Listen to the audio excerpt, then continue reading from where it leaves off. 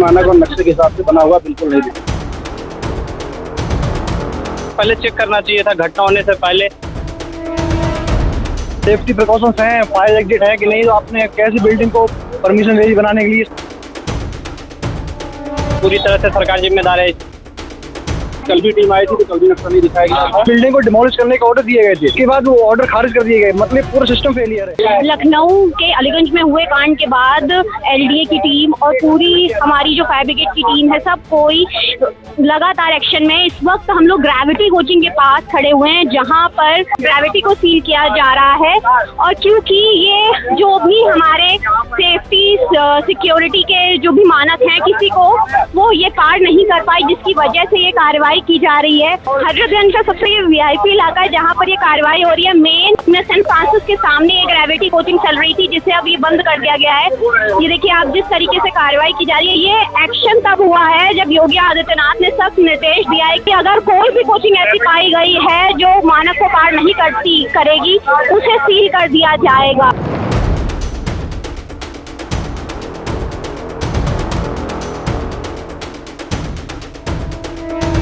अब तक अगर पूरे हम यूपी में बात करें, 36 से ज्यादा कोचिंग सेंटर्स को सील कर दिया गया है और लगातार अभी भी एक्शन जारी है।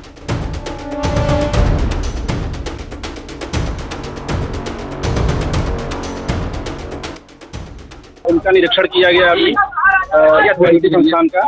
तो यहाँ पर नक्शा अभी दिखाने की नक्शा दिखा पाए, और कल भी टीम आई थी तो कल भी नक्शा नहीं दिखाया गया था। तो हम ये मान के चल रहे हैं कि इनके पास नक्शा नहीं है। और साथ में अंदर जो हमने जाकर देखा तो सेफ्टी मानक और नक्शे के हिसाब से बना हुआ बिल्कुल नहीं दिखा है, तो इसलिए फिर इसको सील किया जा रहा है।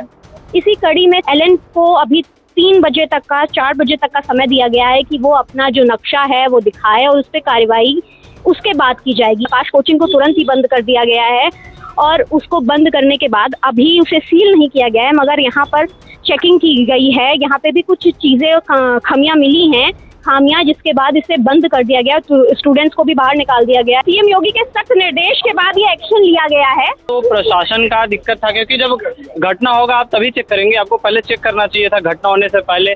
यही प्रशासन पूरी तरह कमजोर है, पूरी तरह से सरकार जिम्मेदार है इसकी। घटना होने के बाद आप चेक कर रहे हैं, पहले अगर चेक हुआ होता तो ये हादसा ना होता। सेफ्टी प्रिकॉशंस हैं, फायर एग्जिट है कि नहीं, तो आपने कैसी बिल्डिंग को परमिशन दे दी बनाने के लिए, सब कुछ देखना चाहिए। फैकल्टी बोलना नहीं चाहती है क्योंकि वो यहाँ पे पढ़ा रही थी, उनकी रोजी रोटी यहाँ से चल रही थी, मगर जब बिल्डिंग खड़ी करी गई, अगर तभी ये सारी चीजें देखी जाती, एक एक्शन तभी लिया जाता, तो शायद आज ये सील करने की कार्रवाई की जरूरत ना पड़ती। डिस्ट्रिक्ट में अलीगंज में जो हादसा हुआ है, वहाँ पे उस बिल्डिंग को डिमोलिश करने के ऑर्डर दिए गए थे, और उसके बाद वो ऑर्डर खारिज कर दिए गए, मतलब पूरा सिस्टम फेलियर है। जब आप इंसिडेंट होते हैं तो आप जागते हैं, तो ये गलत बात है। नहीं, अभी हमारी क्लासेज अभी स्टार्ट होना है। तो आपको फील हो गई, तो इस फैकल्टी की तरफ से कोई इन्फॉर्मेशन दी गई है? हाँ, नोटिफिकेशन आया कि आज क्लासेस कैंसिल हो। कुछ ऐसा बताया है कि अगली क्लासेस कब होंगी या क्या है? प्रशासन लगातार एक्शन में है। अब देखते हैं कि आगे कार्रवाई क्या होती है, किस तरीके से जो कोचिंग सील हो गई हैं, जो कोचिंग बंद हो गई हैं, उसके क्या कार्रवाई की जाएगी, इसको भी अभी देखा जाएगा कि किस तरीके से काम किया जाएगा। यहाँ पे हमने बातचीत करने की कोशिश की, मगर कुछ फैकल्टी ने भी स्टूडेंट्स को बात करने से रोक दिया कि आप बात मत करिए, अभी मत बात करिए। स्टूडेंट्स को पीछे भगाने की कोशिश की। शायद फैकल्टी को भी ये डर होगा कि अगर स्टूडेंट्स बात करेंगे, स्टूडेंट्स कुछ बताएंगे, तो शायद उनकी पोल भी खुल सकती है, तो स्टूडेंट्स को लगातार पीछे भेजा जा रहा है। मैं Muskan Dikshit with camera person Ankit Yadav.